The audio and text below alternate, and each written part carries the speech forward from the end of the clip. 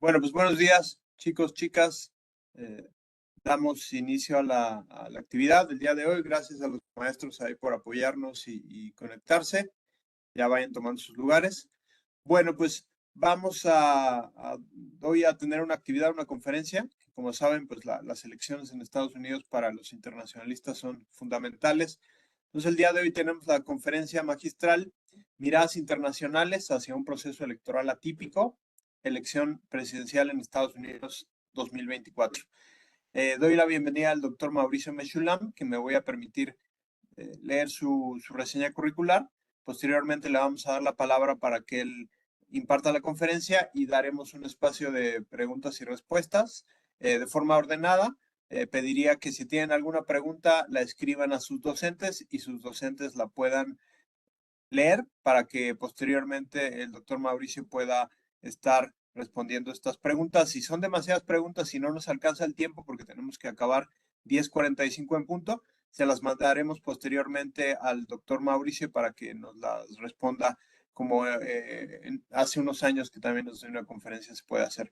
Pues agradezco mucho al doctor Mauricio Mechulam porque yo sé que la cuestión geopolítica el día de hoy amanecimos con temas complicados y él está atendiendo situaciones, de igual forma cuestiones personales, pero le agradezco mucho al doctor Mauricio por su apoyo, su atención y por pues darnos esta conferencia de manera virtual. Inicio. Es licenciado en Relaciones Internacionales por la Universidad Iberoamericana, maestro en Estudios Humanísticos por el TEC de Monterrey y doctor en Políticas Públicas y Administración por Walden University. Es profesor desde 1993 de los departamentos de Estudios Internacionales e Historia de la Universidad Iberoamericana y también ha impartido clases en la UNAM y en el ITAM. Fue miembro del Consejo Editorial del Departamento de Estudios Internacionales de la Universidad Iberoamericana y miembro fundador del Centro de Investigación y Docencia para América Latina y Medio Oriente, ACE. Actualmente dirige el Centro de Investigación para la Paz México AC, donde lleva a cabo estudios académicos y conferencias, además de elaborar propuestas para contribuir a la construcción de la paz en México. Publica una columna semanal en El Universal, colabora también como invitado en programas de análisis internacional en radio y televisión en medios nacionales e internacionales, entre los que destacan W Radio y Foro TV. Les agradezco mucho su atención, les pido mucha que tomen notas, que estén al pendiente del tema, porque yo sé que la selección de Estados Unidos se habla en todos lados, en redes sociales y demás, pero si hay alguien que sabe del tema y que escribe, comenta y estudia este tipo de ámbitos desde varias perspectivas, es Mauricio. Entonces, Mauricio, bienvenido nuevamente, gracias y adelante. Muchas gracias, Rodolfo. Gracias por la invitación una vez más con ustedes y una vez más con toda la audiencia de la universidad. Y vamos a concentrarnos un ratito en estos temas, sobre todo en el tema electoral en Estados Unidos, pero sí también entender qué impacto tiene en otros factores que se están moviendo en el mundo en este momento, ¿no? Entonces, hoy vamos a platicar un poquito acerca de, pues sí, las elecciones en Estados Unidos, empezando a revisar el contexto de qué estaba pasando con Biden como candidato demócrata, qué pasó con el debate, me refiero al debate de Biden, y el post-debate de Biden. Después, qué es lo que ocurre con el retiro de Biden y el momento que está viviendo Kamala Harris posteriormente, incluido la etapa de ahora el nuevo debate. Y también echarle un vistazo a cómo impactan otros factores como la situación en Medio Oriente, la conflictiva Israel-Hamas, Israel-Irán-Hezbollah, que hoy está candentísimo, la evolución y la situación actual, y algunos otros temas como por ejemplo la situación en Ucrania, cómo estamos en el punto en el que nos encontramos en este momento y qué impacto puede tener. Entonces, creo que vamos a hacer unas notas, posiblemente algunos de ustedes ya conocen bien estos detalles, pero son brutalmente importantes para poder seguir las elecciones en Estados Unidos. Primero, ¿qué significa que algo sea más o menos probable? Cuando nosotros hablamos de una probabilidad, porque esta es realmente la mejor forma de aproximarse al futuro, o sea, cuando uno plantea escenarios y dice, este escenario es el más probable, por ejemplo, yo puedo decir, es más probable que gane Donald Trump o es más probable que gane Kamala Harris. No estoy en ningún momento diciendo que el otro escenario es imposible. El hecho de que algo tenga probabilidad significa que existen más posibilidades de que ocurra a que otro escenario ocurra. Y hemos sido muy malos comunicando este tipo de cuestiones en temas electorales. Y se los pongo como ejemplo cuando nosotros hablamos del tiempo, ¿no? Del clima, y nos dicen existe 20% de probabilidad de lluvia y 80% de probabilidad de que no llueva, nuestra conclusión inmediata es no va a llover, no saques el paraguas. O sea, no entendemos lo que significa que algo tenga 20% de probabilidades de ocurrir. O sea, si yo les digo que les voy a disparar 10 balas y de esas 10 balas, 2 de esas 10 pueden caer en su cuerpo, ¿les parece poco? ¿Les parece que 2 balas de 10 en el cuerpo de un ser humano es poco? Eso es una probabilidad, 2 de 10. Entonces, si yo les digo que Trump tiene 2 posibilidades de 10 de ganar, no les estoy diciendo no va a ganar. Ese es el tema de las probabilidades. El canal del tiempo, cuando nos dice hay 20% de probabilidad de lluvia, no significa que eso no va a ocurrir. Y de hecho, en la vida suceden todo el tiempo escenarios que en teoría son de baja probabilidad. Por ejemplo, los accidentes son de baja probabilidad y sin embargo ocurren. Los accidentes de avión son de baja probabilidad y sin embargo sí ocurren. Toda clase de situaciones, el hecho de que un rayo caiga en determinado sitio, pues tiene bajísimo nivel de probabilidad y sin embargo sí sucede. Entonces, cuando trabajamos en ciencia política, escenarios, sí tenemos que trabajar con escenarios que son plausibles. Y un escenario plausible significa que se puede cumplir. Un escenario que no es plausible es que, por ejemplo, venga un marciano y sea presidente de Estados Unidos. Eso no es plausible. Pero hablar de Kamala Harris y hablar de Donald Trump son escenarios que tienen distintos grados de probabilidad. Y esto se los digo porque cuando ganó Donald Trump en 2016, inmediatamente le echaron la culpa a todos los escenarios y dijeron que iba a ganar Hillary Clinton. No, a ver, el escenario decía que Donald Trump tenía 35% de probabilidades de ganar, Hillary Clinton tenía más probabilidades de ganar. ¿Ok?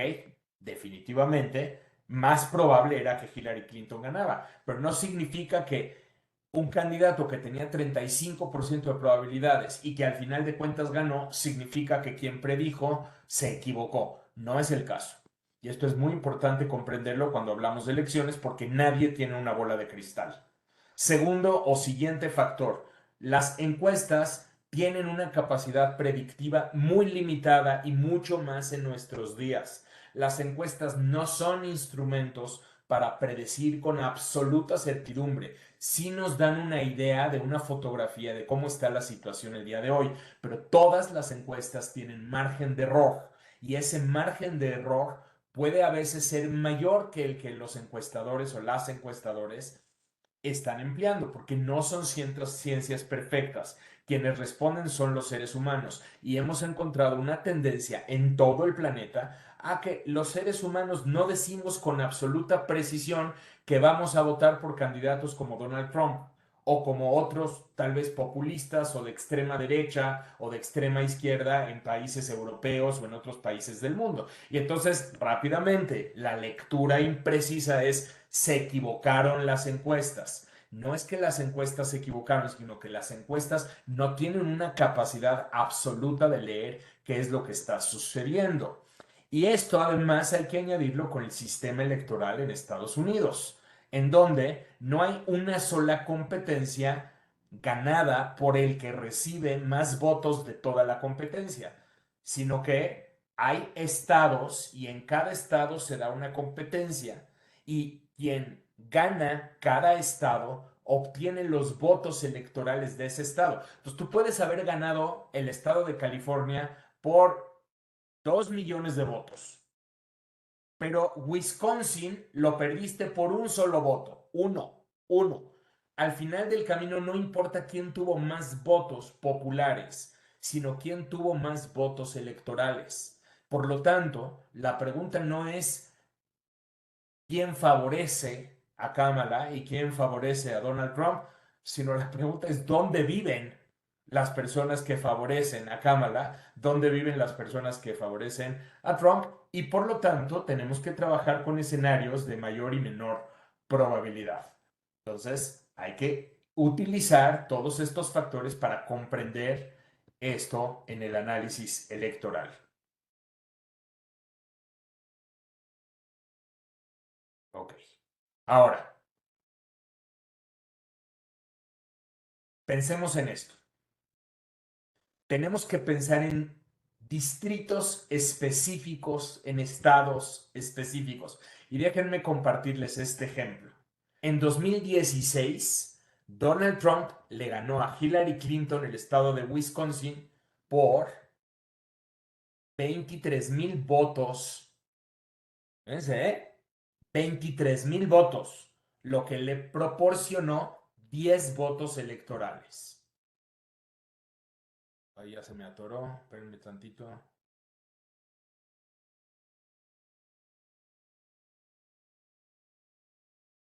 Voy a tenerle que dar escape y volver a compartir. Perdónenme tantito.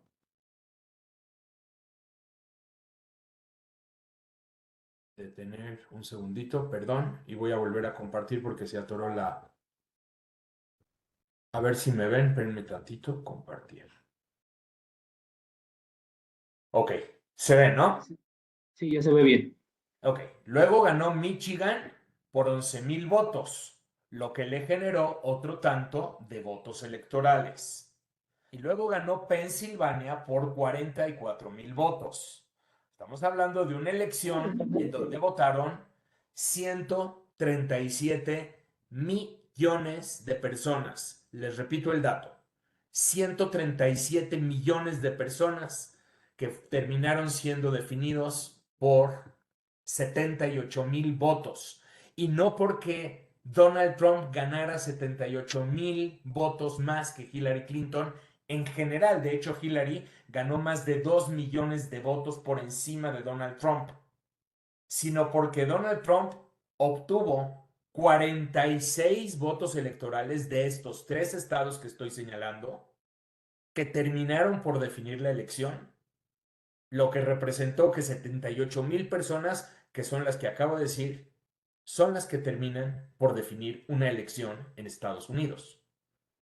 De estos estados hay 7, son los denominados estados bisagra o estados columpio, que pueden votar de un lado o del otro. Y es muy importante comprender entonces no qué efecto general tiene un debate o una preferencia o lo que llaman los issues, o sea, las prioridades o los temas, sino qué efecto tiene en condados específicos de estados específicos.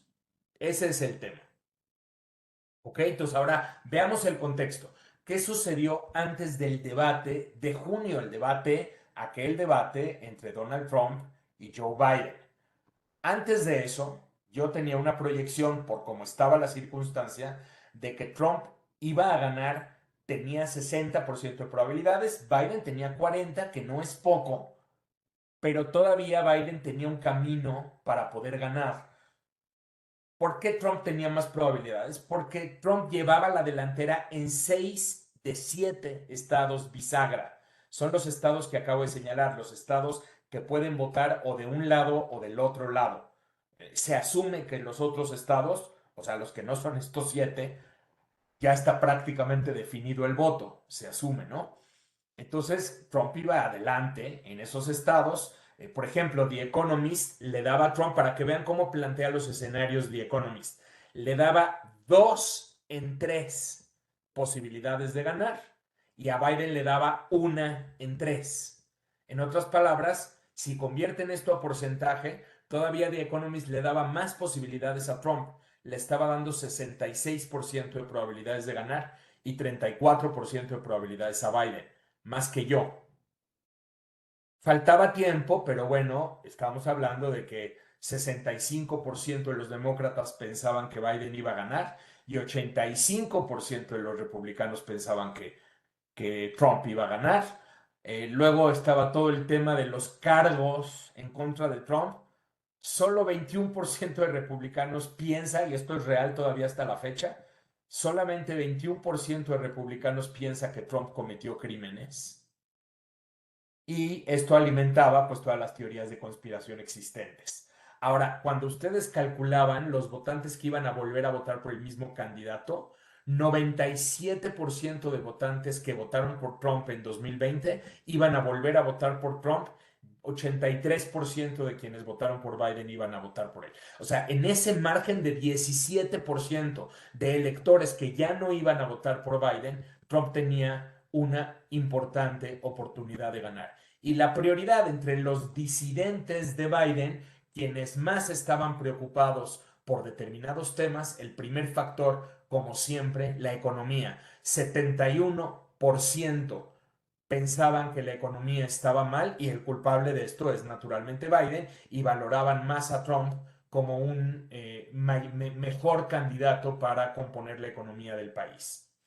Y los deceptores de Biden no significa que necesariamente les gustaba Trump, sino simplemente decían, pensamos que Trump nos va a ser más eficaz para efecto de nuestros intereses. Entonces ya estábamos en eso, ya estamos en ese punto. ¿Y luego qué pasa? Pues luego viene el debate del 27 de junio. Y ahora entonces, ya de por sí estábamos con los números que yo les acabo de señalar. O sea, este análisis que les acabo de decir es previo al debate. Ya estábamos en ese punto cuando de pronto viene el debate y ahora, debido al desempeño de Biden en el debate, la conversación se vuelve acerca de la edad de Biden y no acerca de Trump. El tema de conversación es si Biden tiene o no tiene aptitudes mentales, físicas, comunicativas para poder ganar y para poder gobernar, ya no solamente para poder ganar, sino para poder gobernar. Esa es la conversación. Y claro que Trump pues simplemente se beneficia. Luego viene la cumbre de la OTAN. Estamos hablando de hace unas pocas semanas, ¿eh? Todo esto pasó en nada de tiempo. La cumbre del 75 aniversario de la OTAN, todos los titubeos de Biden, o sea, nada más para que, como si no le hacía falta nada, le llama al presidente de Ucrania, que es Zelensky, lo llama Putin. Y luego a su vicepresidenta Kamala Harris, dice Biden, mi vicepresidente Donald Trump, dice mi vicepresidente Trump.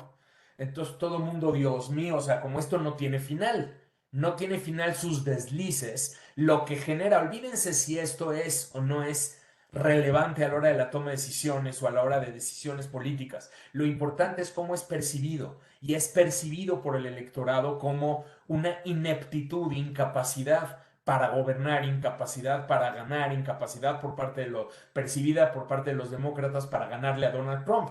Y entonces la conversación en el partido se vuelve como Biden no tiene capacidad de derrotar a Donald Trump y ahorita lo más importante es ganarle a Donald Trump. Y vamos a ver cómo se generan tensiones en el Partido Demócrata porque Biden no se quería salir. Biden insiste en que él quiere gobernar, que tiene la capacidad, que tiene los votos de las primarias demócratas y que tiene la posibilidad de seguir gobernando. Y luego, todavía por si faltaba poco, viene este primer intento de asesinato de Donald Trump. Y vean la fotografía, o vean las fotografías que se comparten. Todavía con mayor energía se genera una declinación en las probabilidades de Biden. Y esto al final del camino pues va a ocasionar que sus probabilidades bajen y que por lo tanto el 21 de julio Biden abandone la contienda presidencial. Ahora sí, ya de manera definitiva, Biden decide retirarse y otorga su apoyo a Kamala Harris. Lo que vemos a partir de ese momento, también de una manera sorpresivamente veloz, muy veloz, es la energización del partido. Kamala Harris emerge con fuerza, con unidad, el partido se alinea completamente. Dejan de ocurrir estas divisiones que habíamos mencionado, tal vez con ciertos titubeos el primero o segundo día, pero luego el partido queda unificado y se cambia el discurso de la edad como una debilidad a una edad como fuerza, porque fíjense lo que está haciendo Kamala Harris, se posesiona del cambio. O sea, aunque ella es continuidad en términos de que bueno, es la actual vicepresidenta, forma parte de esta administración y es parte del Partido Demócrata, entonces uno diría, bueno, pues es la continuidad. Ella no, ella se trata de posesionar de la palabra cambio. Ella es el cambio. ¿Por qué es el cambio? Porque es un cambio generacional. Ella es la que no ha sido presidenta, no como Donald Trump, que ya formó parte del gobierno. Entonces ella trata de posicionar la palabra cambio. Y viene todo este primer periodo de optimismo marcado en las primeras semanas de su campaña.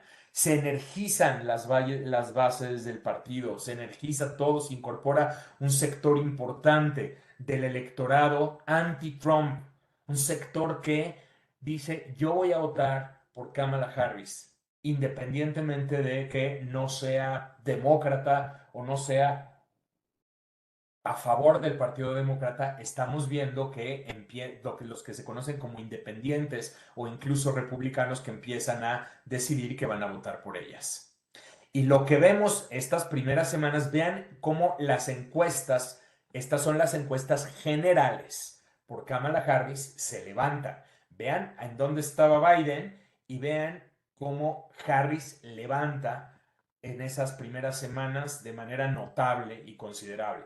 ¿Qué pasa en los estados bisagra o los estados columpio que acabo de señalar? Que ahora Harris empieza a ganarle a Donald Trump en varios estados de ellos. Este es Wisconsin. Estas son encuestas de hace aproximadamente 3-4 semanas. Michigan, Pensilvania, que puede ser muy determinante, o sea, un empate en Pensilvania, un empate técnico en todos sentidos, pero ya con un nivel elevado. Entonces, no significa que Harris tiene todas las ventajas, simplemente vemos cómo levanta las encuestas. O sea, podemos ver la tendencia acá, cómo las encuestas a favor de Harris en lo general se terminan levantando. Georgia lo tiene menos posible, en Georgia está bastante más fuerte. Y entonces The Economist lo que dice o lo que marca es que Harris tiene, esto no es ahorita, o sea, les estoy platicando más o menos durante el periodo de la convención demócrata. The Economist decía que Harris tenía 3 en 5 probabilidades de ganar y Donald Trump tenía 2 en 5. Creo que ya para este momento he podido expresarles que esto no significa ya ganó Kamala Harris. Simplemente que en 5 oportunidades Harris tiene 3 y Trump tiene 2. Esto es antes de la convención demócrata. Pero posteriormente esto se va a asentar. Digamos que esta energía inicial, que podríamos llamar una especie de luna de miel, o algunos lo llaman como el shot de azúcar, ¿no? Se calma. Vienen nuevas encuestas, vienen encuestas en estados clave que asientan la contienda y que muestran que Kamala Harris y Trump están prácticamente empatados. Luego, por último, viene el debate. Un debate en donde sí, efectivamente, el electorado va a percibir que ganó Kamala Harris. Los debates normalmente tienen poco impacto al final del camino, pero ahora le vuelven a dar una energía relativa y hay una nueva energía, un nuevo brío a favor de Kamala Harris. Y luego, esta misma semana, tenemos un nuevo intento de asesinato de Donald Trump. O sea, como si no hubiéramos marcado elementos. Imagínense ustedes todo lo que ha pasado solamente en los últimos 2 meses. Tenemos una nueva candidata demócrata, 2 intentos de asesinato, 2 debates. O sea, todo lo que ha ocurrido en estos últimos 2 meses es verdaderamente histórico en mucho sentido. Ahora, aquí el tema central es, no, fíjense bien cómo analizar estos temas. No es ¿qué van a hacer los votantes indecisos? ¿Van a apoyar o no van a apoyar a Kamala Harris? ¿Van a apoyar o no van a apoyar a Donald Trump? Esa no es la pregunta. La pregunta tienen que cruzarla con indecisos y geografía. Específicamente, los indecisos que viven en Wisconsin, los indecisos que viven en Pensilvania, los indecisos que viven en Michigan, los indecisos que viven en Arizona. Esas son las preguntas. Si alguien, perdón, con todo respeto, era indeciso y vive en California y optó por Harris o optó por Trump, eso ya resulta irrelevante porque California lo va a ganar Kamala Harris. igual que Nueva York, igual que Illinois, punto, no importa, perdón, pero su voto, no, así es el sistema estadounidense, su voto no representa un cambio en la balanza. En cambio, si ustedes son indecisos y viven en Wisconsin, su voto sí importa. Entonces, lo que ha estado haciendo, por ejemplo, el New York Times, es estas focus groups, que son grupos focales, entrevistando a 12, 13, 14 personas que son indecisos, que sí viven en esos estados, para tratar de obtener alguna señal de por dónde puede ir caminando la cosa. Digo, aquí les comparto varios testimonios, como por ejemplo, ¿no? Veo a Harris como un poco más inteligente o un poco más astuta de lo que solía verla, solamente porque sí tuvo una, digamos que atinó en la selección de Tim Walz como vicepresidente, comparada con que Trump escogió a J.D. Vance, que es el candidato a vicepresidente de Trump, que de verdad no me gusta y que tengo bastantes temas con él. O, por ejemplo, solía pensar en Kamala Harris con una persona que no tenía substancia en absoluto, y ahora la veo como alguien con un potencial de substancia. Pero luego otra miembro del Focus Group se ríe y dice, potencial de substancia. Perdóname, pero la barra está demasiado baja. No, son estas discusiones que se tienen en estos grupos focales. En realidad lo que podemos ver es que empieza a haber un relativo cambio a favor de Kamala Harris entre ciertos grupos de indecisos. Lo digo yo con determinada cautela, lo tengo que decir con cautela. Por ahora, The Economist está 60% Kamala, 40% Trump. Mauricio Mesulam le baja un poco la barra y dice 50-50. Ustedes dirán, ¿por qué? ¿No? Como, a ver, soy un genio, ¿no? Para decir que los dos candidatos tienen la misma probabilidad de ganar. Vean qué pasa en los nuevos promedios. Efectivamente, si ustedes toman, esto ya es 17 de septiembre, o sea, ayer, ¿ok? Si ustedes toman las encuestas, estos son promedios de encuestas, ¿eh? No es una encuesta, sino que son encuestas promediadas. 50% Kamala Harris, 46% Donald Trump. Así están promediando las encuestas.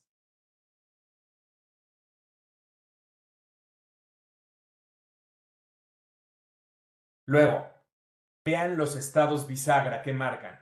Pensilvania, 49% Harris, 48% Donald Trump.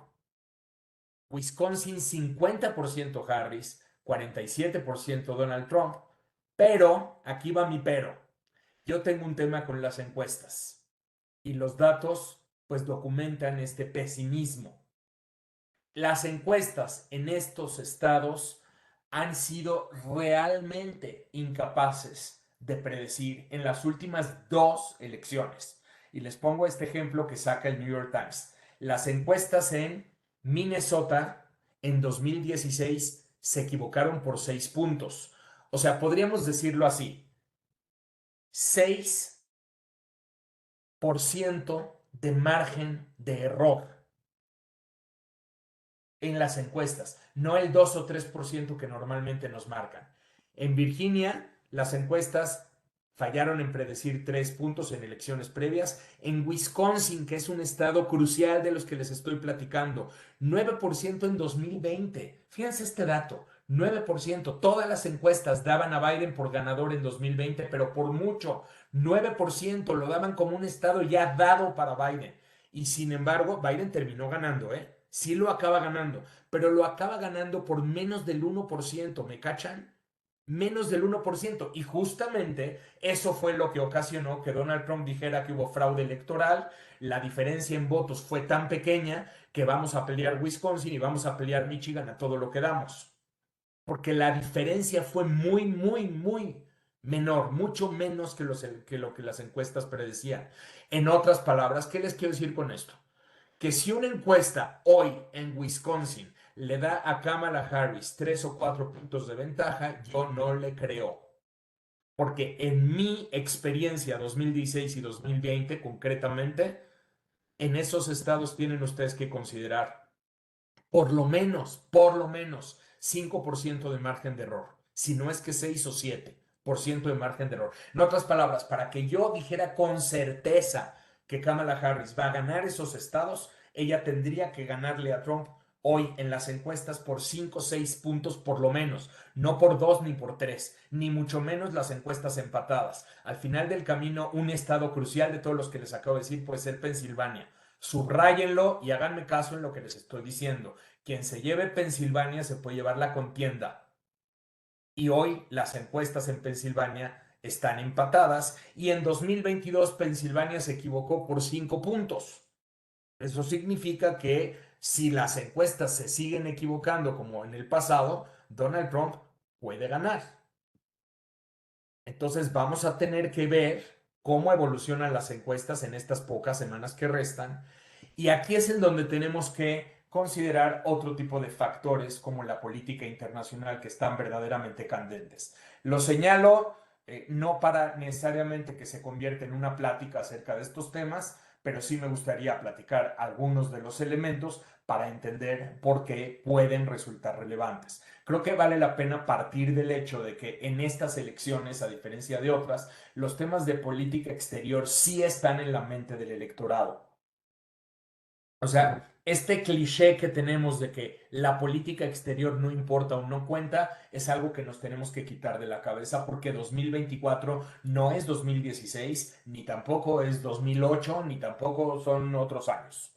Estamos en otro momento. Estamos en un momento en donde hay dos guerras mayores. Estamos en un momento en donde hay situaciones internacionales al por mayor. Y esto está generando un impacto en la visión del electorado al respecto. Ucrania irrumpe en la agenda con la ofensiva ucraniana sobre Kursk. Recordemos que la situación en Ucrania venía bastante estable a lo largo de los últimos meses.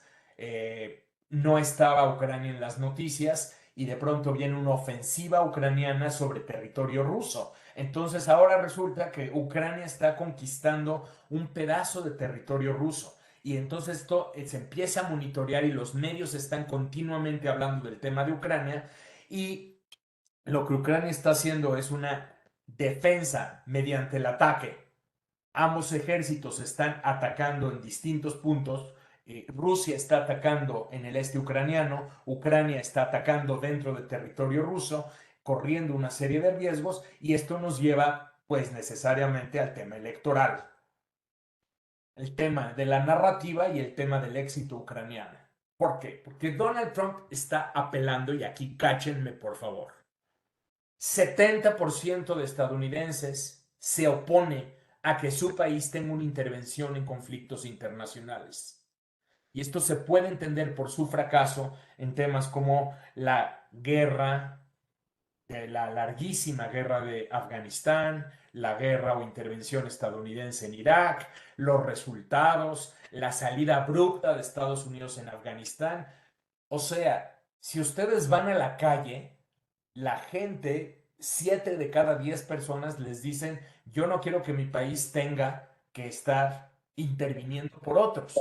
Y Trump apela a ese electorado. Trump está apelando a lo que se conoce como el aislacionismo, intentando decir, a ver, ¿por qué nosotros tenemos que estar pagando por la guerra de otros que no somos nosotros? ¿Por qué Estados Unidos tiene que pagar dinero de pagadores de impuestos estadounidenses para poder financiar la guerra de Ucrania? Por lo tanto, lo que Trump está generando, está sugiriendo en este momento es que él va a llegar, y escúchenlo en el debate, lo dijo, y si quieren algo más concreto, busquen el texto en el Wall Street Journal escrito por su ex secretario de Estado, Mike Pompeo, y por Urban. Y es el plan de Trump para Ucrania. Y en ese plan lo que dice básicamente es que van a sentar a las partes a negociar, van a forzar a una negociación, lo que entre paréntesis significa que Ucrania va a tener que ceder territorio ante Rusia si gana Trump, porque Donald Trump le va a cortar el financiamiento y la ayuda a Ucrania. Y lo que dice Mike Pompeo es, no es que le vamos a quitar todo el apoyo a Ucrania, lo que vamos a hacer es que ellos tomen créditos, o en otras palabras, que ellos tomen una deuda y que ellos sean los que se endeuden para pagar el armamento, pero se acabaron estos paquetes de ayuda mediante los cuales Estados Unidos está armando en este momento a Ucrania. Entonces sí estamos viendo cambios estratégicos importantes. Si es que Donald Trump gana y si es que Kamala Harris gana, podemos pensar en una mayor continuidad. En otras palabras, estos temas sí definen y sí impactan las decisiones electorales. Y luego, pues está, por supuesto, la situación en Medio Oriente.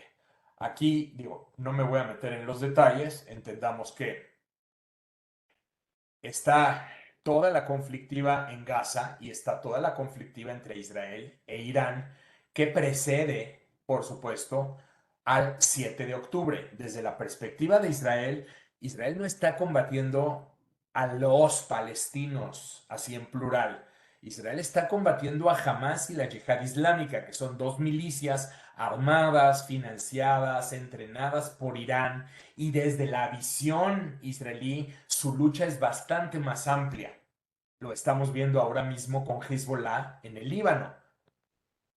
Hezbollah apoya a Hamas desde el día 8 de octubre, es decir, un día después de los atentados terroristas cometidos en contra de Israel.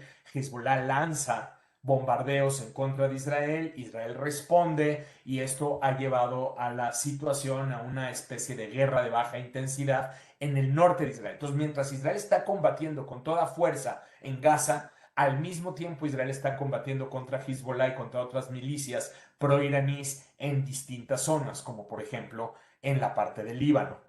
Y esto se ha venido rompiendo y ha venido escalando y ahora mismo estamos viendo pues esta táctica de sabotaje por parte de la inteligencia israelí que aparentemente interviene miles y miles de buscapersonas, ¿no? Estos radiolocalizadores que utilizan estas organizaciones para no utilizar teléfonos celulares y supuestamente evitar ser hackeados y evitar ser espiados, pero ahora vemos cómo la inteligencia israelí estalla simultáneamente miles y miles de esos radiolocalizadores, escalando ahora el conflicto y generando la posibilidad de una conflictiva mayor entre Israel y los aliados de Irán y en un escenario macro, pues también incluso con Irán.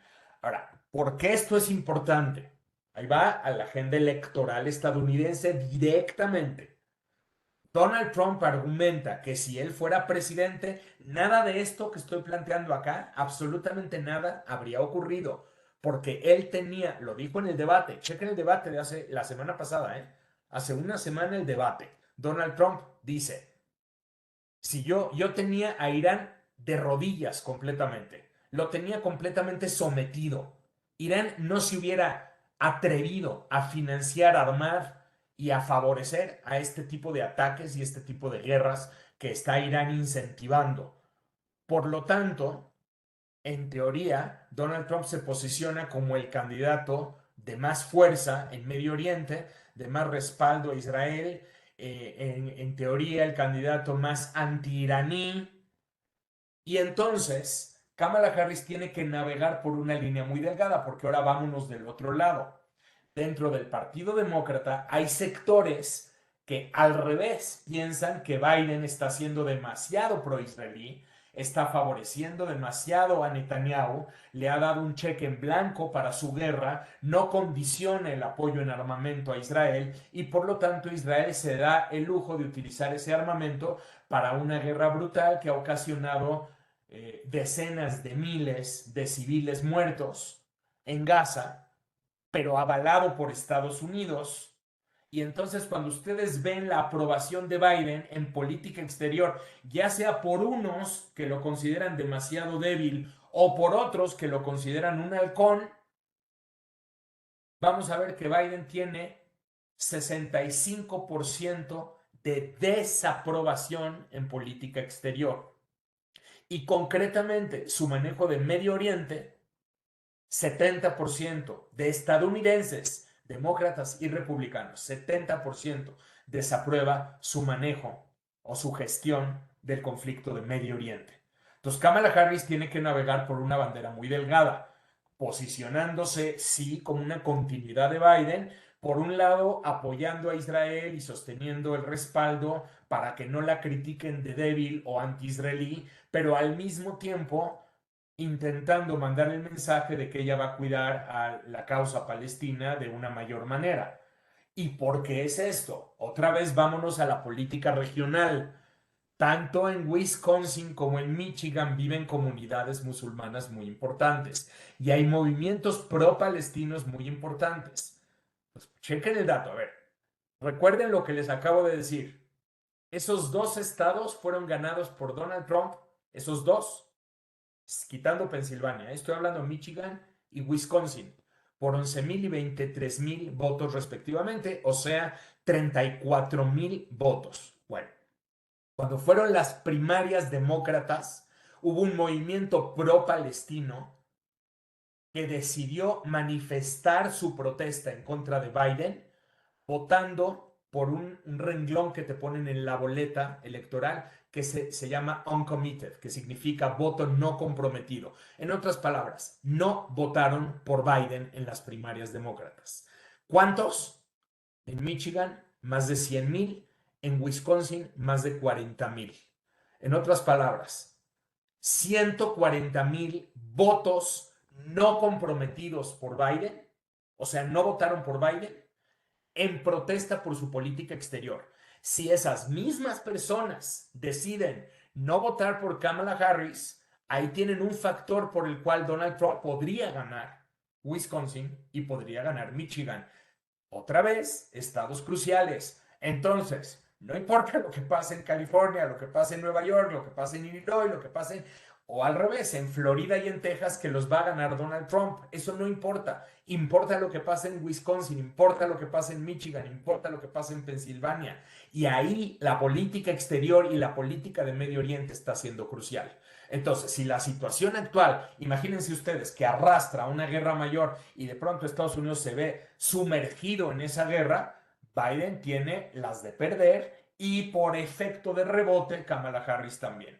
Porque en ese sentido Kamala Harris pues no deja de ser la vicepresidenta de Biden y es percibida como una continuidad en estos factores políticos. De ahí la importancia de todos estos factores, ¿ok? No me meto en otras cosas como China, con mucho gusto me puedo meter en otros temas, China, México, América Latina, lo que ustedes quieran, simplemente aquí abrirlo a la conversación.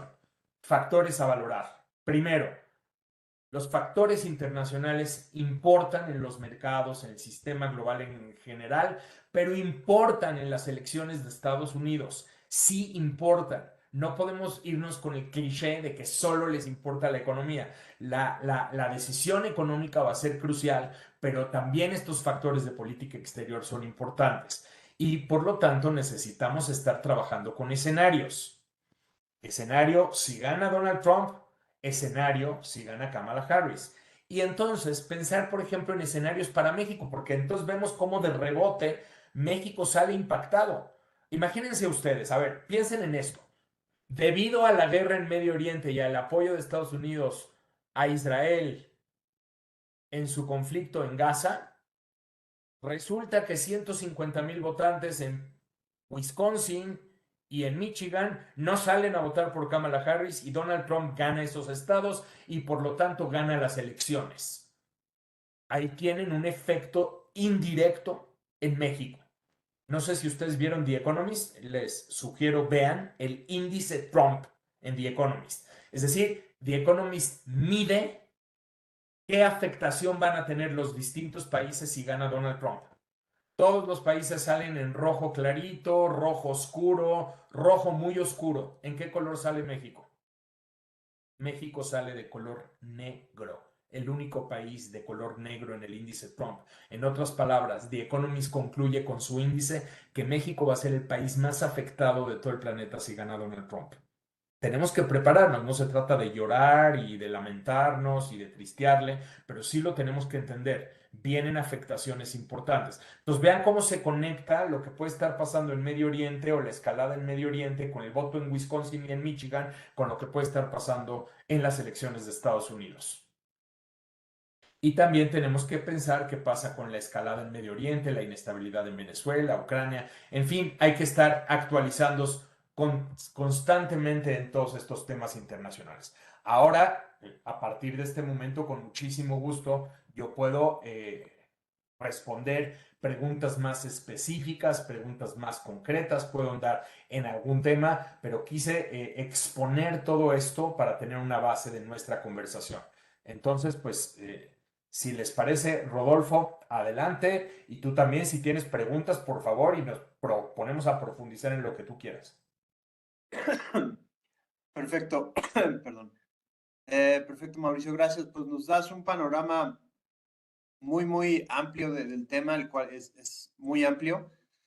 Aquí le pusimos un poco el título de la conversación atípico, porque ha sido un proceso electoral totalmente atípico. Yo sé que siempre se abusa a veces de la palabra histórico, pero este proceso ha sido, creo que a veces series como House of Cards o The West Wing, además, se quedan cortas con todo lo que ha pasado en este proceso, que todavía ni siquiera termina, ¿no? Estamos a mes y medio de las elecciones y la expectativa es impresionante. Creo que para cualquier internacionalista, este proceso electoral nos da la pauta para entender lo masivo que se vuelve Estados Unidos, ¿no? Creo que hay gente que dice que China es la potencia actual, que ha rebasado a Estados Unidos, pero creo que las elecciones nos hacen ver que Estados Unidos sigue siendo el monstruo y lo que pase allá afecta a todos. Me parece muy interesante. Espero que hayan tomado nota de todas las recomendaciones que hizo Mauricio en cuanto yo ya tomé nota de lo que nos decías del Focus Group de New York Times, esto que nos mencionabas de The Economist. Yo también por ahí les recomiendo un artículo del País que hablaba de lo que tú mencionas, de cómo algunos pocos ciudadanos en ciertos estados van a definir el rumbo del mundo en próximas semanas. Entonces eso me parece fundamental. Hay varias preguntas por ahí. Empiezo con una que me parece que es fundamental. Esa es mía. Ahorita voy leyendo la de los estudiantes. Perdón por ser autoritario, pero creo que podemos partir de este punto interesante. ¿El tema de género crees que influye en el votante indeciso? Porque traemos a alguien como Trump que es totalmente machista, que hemos escuchado comentarios, formas de actuar hacia las mujeres, eso es muy claro. Pero ¿tú crees que eso influye? Porque en algún punto quizás eso también influyó en la victoria de Trump contra Hillary. ¿Ya rebasamos ese tema? ¿O tú crees que alguien en Michigan, en Pensilvania, en Wisconsin, sí decida, prefiero a Trump que a una mujer en la presidencia? Está muy interesante la pregunta. Obviamente hay un sector para el que sí, ¿eh? Y es natural, pero fíjate que ese sector ya iba a votar de por sí por Donald Trump. Ese sector, de acuerdo con encuestas, ya tenía bastante más definido su voto para Donald Trump. De hecho, las mujeres iban a votar, o sea, las mujeres en mayoría, obviamente, no todas de ninguna manera, pero sí una mayoría de mujeres iba a votar por Biden. Y cuando mides el porcentaje de mujeres que va a votar por Kamala Harris, no es mayor en lo sustancial que el porcentaje de mujeres que iba a votar por Donald Trump, en donde está habiendo un cambio considerable. Fíjense bien este dato, es en el sector de latinos y en el sector de la comunidad afroamericana. Biden había perdido un porcentaje importante de la comunidad afroamericana y había perdido un porcentaje importante de la comunidad latina, o sea, todos los hispanos en Estados Unidos. Y estos se están recuperando y están decantándose a favor de Kamala Harris, lo que puede impactar importantemente ciertos estados como Arizona o como Colorado. De acuerdo con las encuestas, específicamente en estados como Michigan, Wisconsin o Pensilvania, estos factores no necesariamente son los más determinantes y por lo tanto, en resumen, el tema de género no está siendo el factor crucial que va a definir a estas elecciones. Es importante considerarlo. Y como lo ven ustedes, o sea, si se fijan el discurso, no significa que no lo mencione, claro que se menciona el tema, pero no lo está utilizando tanto Kamala Harris. Kamala Harris está intentando pensar mucho más en la generación del cambio, en cómo ella representa el cambio por ser una generación más joven, una generación más fresca, con nuevas ideas y en esta serie de posicionamientos como que ella sí tiene capacidad económica. Fíjate este dato, es interesante cómo Ya hoy en día, a diferencia de con Biden, Kamala Harris es percibida prácticamente al mismo nivel que Donald Trump en su manejo económico. Y esto es interesante porque Kamala Harris no ha tenido a su cargo una cartera económica con la cual poder evaluarla. Pero estos no son temas racionales, estos son temas de cómo los mensajes políticos terminan penetrando. Ha tenido un impacto más o menos aceptable su propuesta de financiar a los pequeños negocios, a los pequeños empresarios, de otorgar determinados beneficios, clase media, clases medias bajas. Esto está siendo más importante que los temas de género a la hora de las decisiones en estados claves. Perfecto. Empiezo a leer las preguntas porque si no yo voy a acaparar el micrófono con preguntas. Aldo, de Primero A, pregunta, con la estrategia de cada candidato y lo que han manifestado, ¿cuál candidato parecería más favorable para trabajar con México, tomando en consideración sus posturas sobre la intervención, que en nuestro caso pudiera ser el combate al narco? Pues miren, tengo que decir que Kamala Harris, porque a pesar de que van a prevalecer bastantes diferencias con México, como ya lo hemos visto, o sea, sí hay diferencias entre un gobierno de Morena, que ahora va a estar liderado por Claudia Sheinbaum, ya no por AMLO, y la administración demócrata, que hasta hoy está administrada por Biden y que en caso de que ganara Kamala Harris estaría administrada por ella. Las diferencias sustanciales van a persistir en materia de migración, en materia de seguridad, en materia de comercio. O sea, sí van a haber temas, pero la diferencia es que Kamala Harris se espera que, al igual que Biden, los procese de una forma más institucional. O sea, procese estas diferencias de una forma más encargada a instituciones, a profesionales de la materia. O sea, puede haber demandas, pero ya son demandas más por canales institucionales. Puede haber quejas levantadas ante el Tratado de Libre Comercio que existe entre Estados Unidos, México y Canadá, que es el TEMEC. Puede haber diferencias en materia migratoria, pero sigue siendo más institucional, sigue siendo más predecible. ¿Qué sucede con Trump? Trump ya lo vimos en sus 4 años, tiene una política mucho más disruptiva.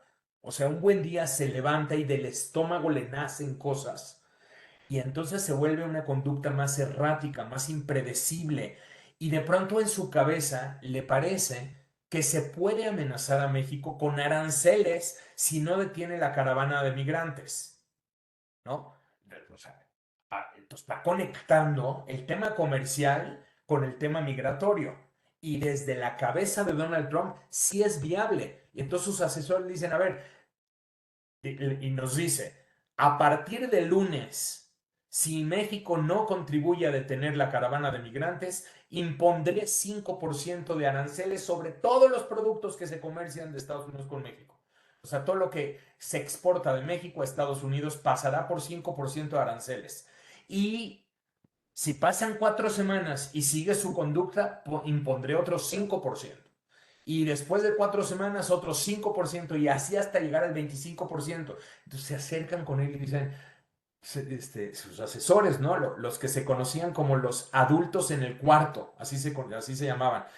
Eso no se puede hacer. Usted no puede imponer 25% de aranceles a uno de nuestros mayores socios comerciales. Hoy somos el primero, en ese momento éramos el segundo socio comercial de Estados Unidos. Usted no puede imponerle estos aranceles. Es violatorio no solamente del Telecán, que estaba vigente en ese momento, sino también es violatorio de la Organización Mundial de Comercio. Usted no puede imponer estos aranceles. Y Donald Trump se volteaba con ellos y le decía, sí puedo, ¿quieres ver cómo puedo? Claro que puedo.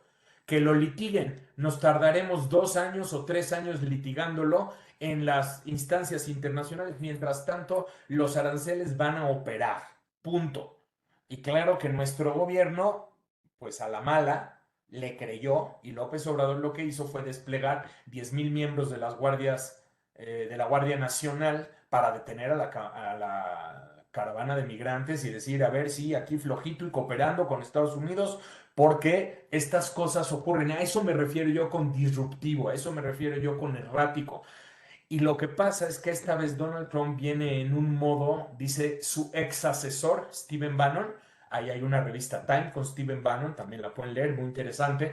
Dice, esta vez Donald Trump viene en modo de guerra total. O sea, lo que ustedes conocieron los 4 años previos, ahora vamos a ver a un Donald Trump mucho más recargado, porque esta vez no se va a rodear de asesores que le digan, eso no se puede, usted deténgase, párese o que lo traten de contener. Esta vez ya aprendió y se va a rodear de personas que sean leales, y el que no sea leal se va. Por lo tanto, podemos esperar un Donald Trump mucho más disruptivo en materia de comercio, en materia migratoria, en materia de seguridad con México. Así que, en resumidas cuentas, dije todo esto para decir que definitivamente, según The Economist y según yo y según muchísimos análisis, definitivamente México estaría mucho más cómodo trabajando con Kamala Harris que con Donald Trump. Perfecto, va la siguiente pregunta de Alan, de tercero A. ¿Cuál sería la relación con China si gana uno u otro? Ok, va otra vez este factor. Nuevamente, la rivalidad estructural entre Estados Unidos y China va a continuar. Esa no cambia por las personas. Eso tiene que ver con las estructuras del sistema. Una potencia emergente y el poder existente tienden a chocar. Y sobre todo cuando la potencia emergente mantiene una autopercepción de que tiene que tener un lugar en el mundo distinto y que debe expandir su influencia económica, su influencia política, su influencia geopolítica. Eso la hace chocar con el poder existente, independientemente de quién gobierne. Tanto así, digo, nada más les paso este dato, creo que ya lo conocen, pero es muy interesante recapitularlo. Donald Trump impuso una cantidad brutal de aranceles en contra de los productos chinos que se comercian con Estados Unidos. Llegó Biden y no quitó ni uno solo de esos aranceles. El 100% de los aranceles impuestos por Trump sigue ahí, exactamente en su lugar. Entonces, al final del camino vemos cómo la política, a pesar de las diferencias personales, sigue. Y claro que Estados Unidos tiene una confrontación y una serie de temas de rivalidad con China enormes que van a manifestarse dentro de los próximos años sin duda, gobierne quien gobierne. Ahora, ¿cuál es la diferencia? Otra vez, estamos hablando de una diferencia de estilo, estamos hablando de una diferencia de convicciones de cómo se procesan esas diferencias. Y les pongo un ejemplo. Ahora sí, en esto de estarles compartiendo pues las lecturas, es que creo que valen la pena, ¿no? Son las lecturas que nos informan, que nos permiten irnos haciendo esta panorámica. Busquen un reportaje en el Financial Times que explica el canal secreto de conversaciones que existe entre Jake Sullivan, que es el asesor de seguridad nacional de Biden, es quizás el puesto más importante en política de seguridad nacional de Biden, ¿no? Jake Sullivan con Wang Yi, que es el ministro exterior chino. Y desde hace años existe un canal de conversación entre ellos que ha sido a veces secreto y a veces es público. Público porque hace 2 semanas Jake Sullivan estuvo en China y estuvo conversando con Wang Yi. Eso no significa que se resuelvan todas las disputas, pero sí significa que al haber comunicación, una comunicación directa, se evitan los rumores, se evitan los vacíos de información, se evita un error de cálculo o una mala concepción, se genera un espacio de confianza para procesar las diferencias y se pueden establecer, a veces funcionan y a veces no, se pueden establecer ciertas líneas rojas para ir administrando el conflicto. En otras palabras, lo que quiero decir es que con la administración Biden ha habido más institucionalidad, ha habido más comunicación, ha habido más diálogo, más posibilidad de procesar a través de medidas más tradicionales las distintas disputas que sin duda van a existir. Donald Trump, en cambio, ahí está la entrevista con Time, vale la pena leerla, ahora estoy hablando de la entrevista de Donald Trump con Trump, viene a imponer todavía más aranceles en contra de China, indiscriminados, y viene a lanzarse con todo en contra de China, con este estilo que él tiene, un estilo disruptivo, un estilo errático, un estilo que él busca ser impredecible, es lo que a él le funciona, y él se mueve bien en el conflicto. No crean que a él le incomoda estar en el conflicto, él quiere estar en el conflicto, él funciona bien en el conflicto. Entonces, esto es lo que se va a provocar, y claro que termina siendo muy delicado tratándose de las relaciones entre las dos máximas potencias, con todas las disputas y todos los factores que ya les enfrentan. Esto incluye temas comerciales, temas de ciberguerra, todos los mares colindantes con China y todas las colisiones que está habiendo en este momento con países como Filipinas o Japón. Y claro que incluye el tema mayor. No olvidemos que el tema mayor, el tema número uno entre Estados Unidos y China es Taiwán. Es el tema número uno. Y Taiwán no porque sea una república separatista independentista. No. Si revisan un poco de historia le van a entender bien. Taiwán es el tema mayor porque Taiwán se asume históricamente como el gobierno legítimo de China. Por lo tanto, tú no puedes reconocer a Taiwán, que no se llama Taiwán, ¿eh? El nombre oficial de Taiwán es la República de China. Lo de Taiwán es el nombre de la isla. Entonces, tú no puedes reconocer a China Taipei y al mismo tiempo reconocer a China Beijing. Tienes que definirte. ¿A quién de los dos reconoces? Y si Estados Unidos tiene una política, por eso la política de Estados Unidos se llama una sola China. No hay dos Chinas, hay una, nada más. Y Taiwán pertenece a esa China, en la política oficial de Estados Unidos. Pero si de pronto Estados Unidos manda una misión de congresistas a tener conversaciones con el gobierno de Taiwán, pues entonces China se molesta y se molesta mucho. Y por eso los ejercicios militares y por eso estos niveles de confrontación que hemos visto, ya sea con la administración Trump o con la administración Biden en tiempos recientes. Nada más que con Trump esto se va a ver de manera más notable y se va a ver de manera más frecuente.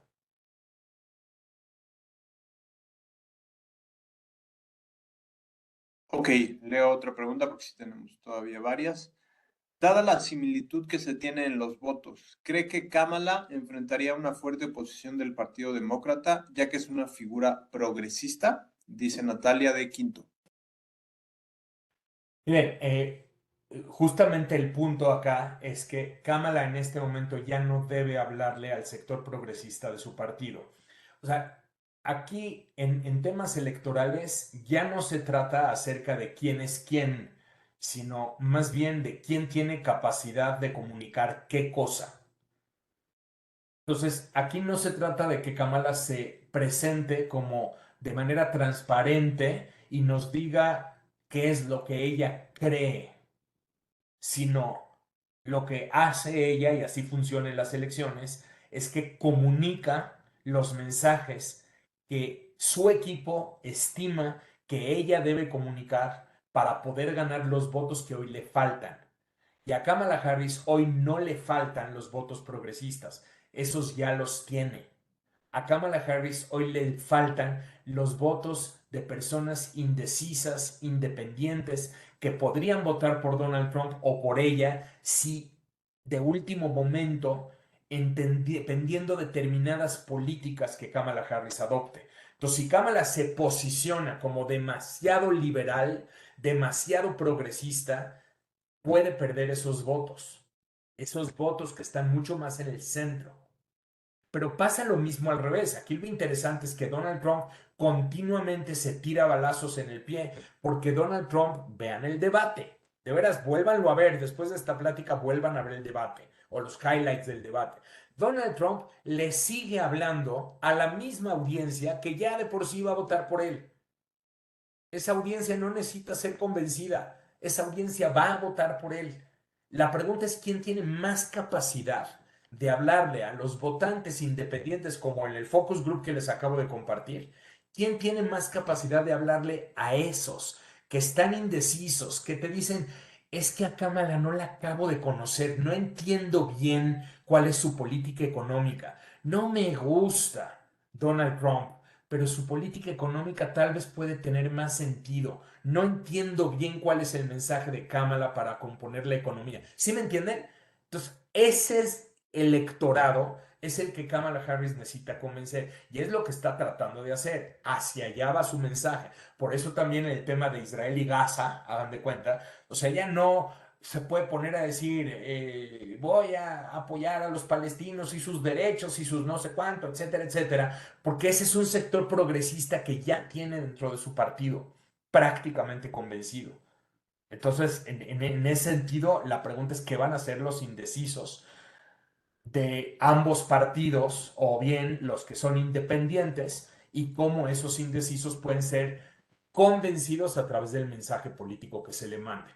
Por lo tanto, y en conclusión, en este momento yo, o sea, lo que diría es que independientemente de las convicciones liberales, progresistas acerca de Kamala, aquí lo que vamos a ver en los próximos días es un intento por la competencia del centro. Y por ahí en tercero A, me parece que Alexandra quería hacer la pregunta abierta. Si puedes acercarte al micro por ahí y para que te escuche Mauricio, si algo pasa y no te escuchamos, la leo de acá, pero adelante. Ahí viene. Nada más Hola. apriétenle a la tablet. Ahí ya. Listo, escuchamos. Sí. Yo tenía dos preguntas. La primera es en relación a este índice que habló del The Economist, que me pareció como extraño y lo considero hasta cierto punto yo quizás como una manipulación de medios, porque pues este dice que si Trump ganara, a pesar como de las proyecciones negativas, que México sería el país más afectado, pero a mí me causa como un poquito de ruido porque al final de cuentas México y Estados Unidos siguen siendo como sus principales socios comerciales.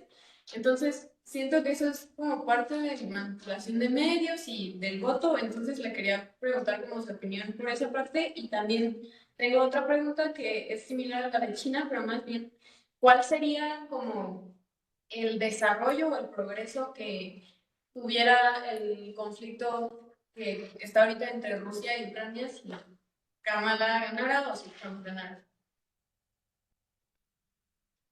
Perdón, en esta última pregunta, o sea, como, ¿qué pasaría con el conflicto en Ucrania si Kamala gana? Sí, o sea, por un lado si Kamala gana y por otro si Trump gana. Ok, mira, no te voy a negar que los medios, todos los medios tienen su agenda y sin duda, pues The Economist le está hablando a determinado sector siempre. No necesariamente significa que esto implique que The Economist esté manipulando, porque para acusar a The Economist de manipulación lo que tendríamos que demostrar es que su índice está mal valorado, que las estadísticas que utiliza o la información de números que emplea está mal manejada y normalmente The Economist es muy certero en ese sentido. Entonces, definitivamente creo que, digo, los medios por supuesto que tienen su agenda y tienen su preferencia, pero no, o sea, yo no lo vería como una especie de manipulación informativa en el sentido de que esté propagando información falsa o información digamos, pues manipulada, ¿no? O sea, información manipulada con el objeto de conseguir sus determinados fines, sino más bien lo que está queriendo hacer, efectivamente, sí con una agenda política, es advertir de que va a haber una serie de países con una afectación considerable si Donald Trump gana la presidencia, y el planteamiento de Economist se puede estar a favor o en contra, pero el planteamiento es que México resulta el país más afectado si es que Donald Trump gana. Ahora, aquí creo que hay que considerar varios factores. Efectivamente, México es el socio mayor de Estados Unidos en términos comerciales. Entonces uno diría, ese comercio va a continuar. Y entonces aquí es en donde yo otra vez saco los ejemplos de los años previos.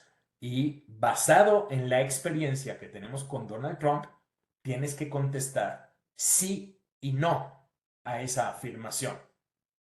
O sea, efectivamente, Estados Unidos es muy complejo y no se basa solamente por las decisiones de un presidente. O sea, Hay empresas, hay industrias, hay cámaras de comercio, hay gobiernos locales que son muy beneficiados del comercio con México. Y todos esos actores, en la experiencia que tuvimos en los 4 años previos con Trump, actuaban a favor de mantener el comercio con México. Sin embargo, cuando Donald Trump anuncia que va a cancelar el Telecán, el Tratado de Libre Comercio de América del Norte, y que va a ver si es posible negociar otro acuerdo con México que sea en términos más favorables, a Donald Trump no le importaron todos los consejos ni todas las asesorías que recibió por parte de esos sectores. Lo que le decían esos sectores es, vamos a reformar el Telecán, no canceles el actual. Para Trump era políticamente indispensable cancelar el acuerdo actual porque Donald Trump compitió en su campaña del 2016 bajo la premisa de que ese era el peor, ¿escuchan lo que le estoy diciendo? El peor acuerdo jamás firmado por Estados Unidos. O sea, de todos los acuerdos que Estados Unidos ha firmado, el Telecán era el peor. Así lo decía Trump. Por lo tanto, él no podía simplemente renegociar el Telecán. Él tenía que cancelarlo y armar uno nuevo, corriendo el riesgo de que ese nuevo, que ahora se llama el TEMEC, si funcionara o no funcionara, si se pudiera negociar o no se pudiera negociar. En otras palabras, este es el dato. Donald Trump no toma decisiones con criterios técnicos. Donald Trump no toma decisiones con criterios puramente económicos, estadísticos. Donald Trump toma decisiones con criterios políticos.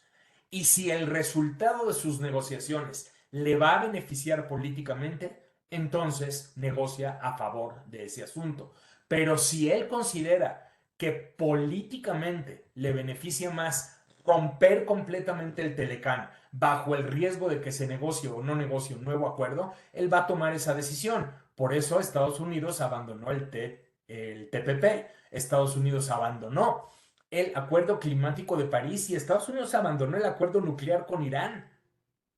Todos los militares que son, digamos, los expertos, los especialistas en materia nuclear y en materia de seguridad nacional, le decían, señor Trump, lean por favor las memorias de Harry McMaster y de John Bolton, que son sus asesores de seguridad nacional. Le decían, señor Trump, por favor, no abandone el acuerdo nuclear con Irán. Y lo abandonó porque él tenía que mandar el mensaje de que ese acuerdo estaba mal negociado y que él tenía capacidad de hacer que los iraníes renegociaran bajo sus términos. Entonces, en palabras simples, el hecho de que México sea el mayor socio comercial de Estados Unidos y que las economías de México y de Estados Unidos estén altamente entretejidas, no es un factor que le importa a Trump. Tanto así que el entretejimiento de las economías estadounidenses y chinas es de tal nivel que a él no le importó imponer los aranceles y generar disrupciones en todas las empresas estadounidenses. ¿No se acuerdan ese día que puso un tweet? ¿Ok? Twitter, lo que hoy se llama X. Pone un tweet donde dice, por este medio se le informa a todas las compañías estadounidenses que tienen inversiones en China.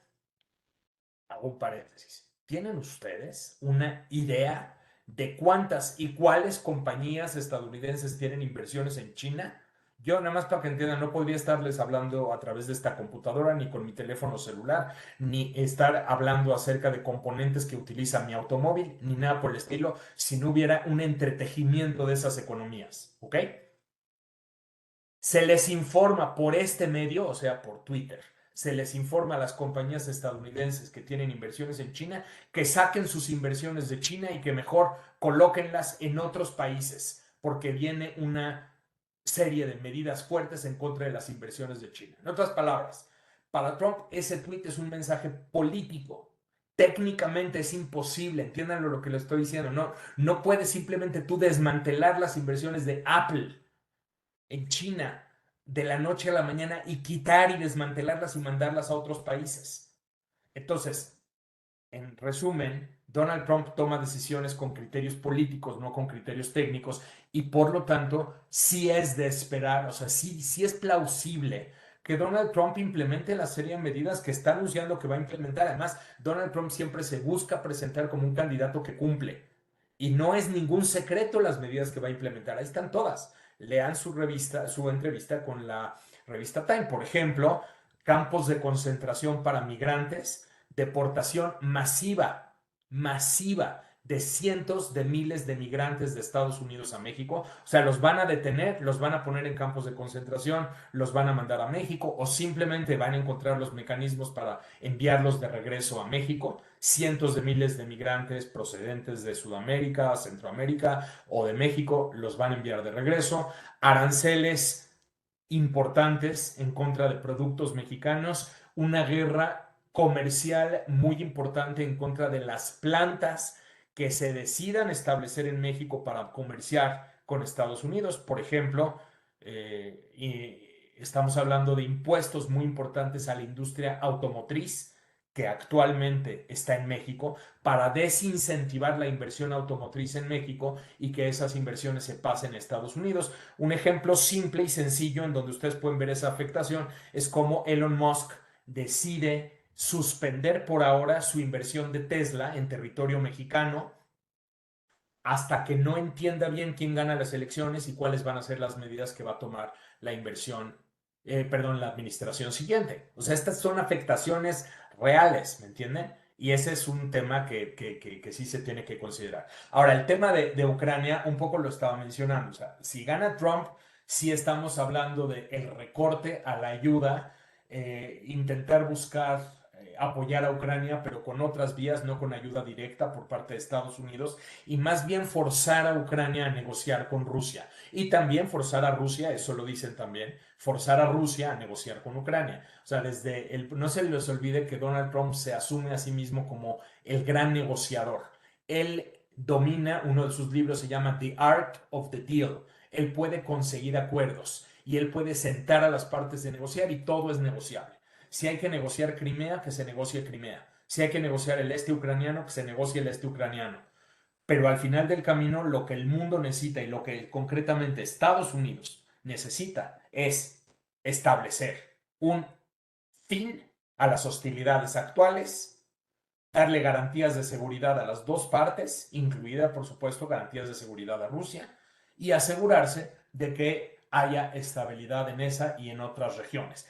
Kamala Harris, en cambio, puedes esperar una mayor continuidad de la política de Biden, más trabajo con actores de la OTAN, una política más dura con Ucrania, si bien quizás presionando más a Alemania, Francia y otros países europeos para que compartan la carga, eso sí, pero sí probablemente estamos viendo más continuidad con Kamala que con Trump. Gracias, Mauricio. Otra pregunta, esa es mía.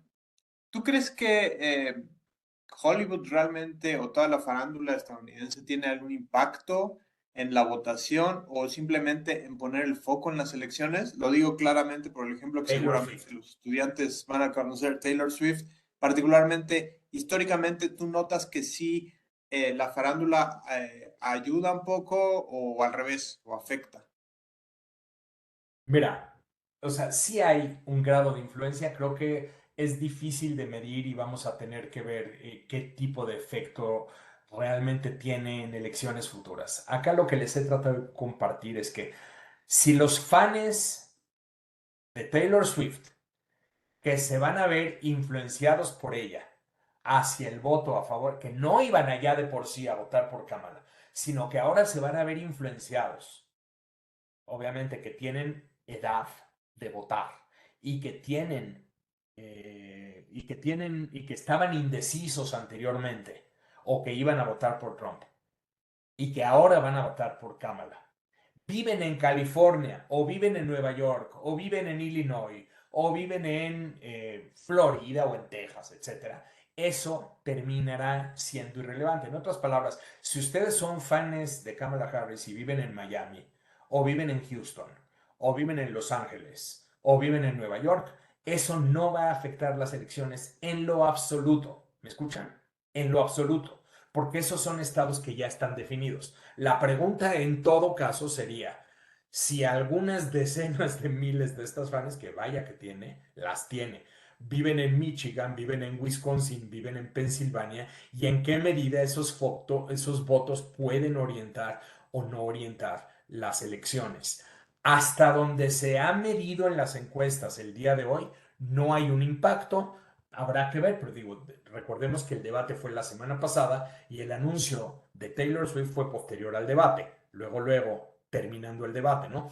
Entonces yo les diría que pues en 2 semanas platicamos al respecto, pero insisto, su lupa tiene que estar sobre estos estados específicos y en qué medida esos votos pueden resultar definitorios para esos estados específicos, en donde hasta hoy temas como la economía, como la política exterior o como la seguridad social termina siendo normalmente más relevantes, porque otra vez no se trata de convencer al votante que ya estaba de por sí convencido de votar por Kamala Harris o el que estaba ya de por sí convencido de votar por Donald Trump, sino ver en qué medida se le puede pegar a ese sector independiente, ese sector indeciso, en esos estados concretos, y déjenme decirles, incluso en condados concretos.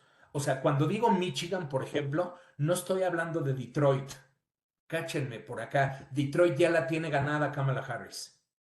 Detroit no es el tema. Estamos hablando de una sección del Rust Belt. Por cierto, viajé ahí hace como unos 8 años, 9 años más o menos. Viajé a esa sección de Michigan y o sea, sí es verdaderamente impactante. No están ustedes en Detroit para nada. Estamos hablando entonces de ciertos condados, ciertos poblados específicos, cierto rango de electores.